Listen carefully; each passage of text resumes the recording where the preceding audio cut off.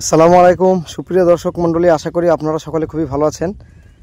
আজকে খুবই একটা গুরুত্বপূর্ণ বিষয় নিয়ে আপনাদের সামনে উপস্থিত হয়েছি। আপনারা দেখে অনেকে হয়তো ভাববেন যে এগুলো নোংরা আবার কি দেখাচ্ছি। এখানে আপনারা ভালো করে লক্ষ্য করুন, এই লাইনে 3টে খুঁটি পোঁতা আছে।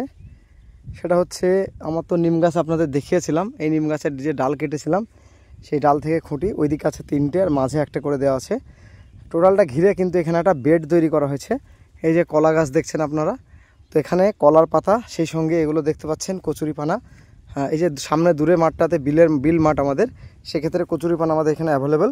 তো আপনারা হয়তো ভাববেন যে এটা কী দেখাচ্ছি, তা সত্যি এটা খুবই আকর্ষণীয় বিষয়।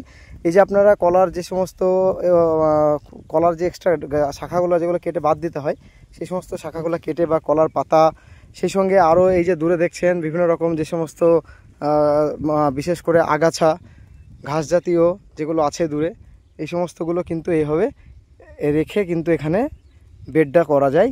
1 বছর পরে এখান থেকে পচে কিন্তু সুন্দরভাবে জৈব সার তৈরি হবে। অবশ্যই আপনাদের বারবার আমরা বলছি, বিশেষ করে যারা এভাবে ড্রাগন ফার্মিং করছেন বা 12 মাসে এঁচড় ফার্মিং করছেন, তাদের জন্য কিন্তু অবশ্যই জৈব দিকটা ধ্যান দিতে হবে। তো এইভাবে কিন্তু খুব সুন্দরভাবে আপনারা জৈব সার নিজে থেকে তৈরি করে নিতে পারবেন।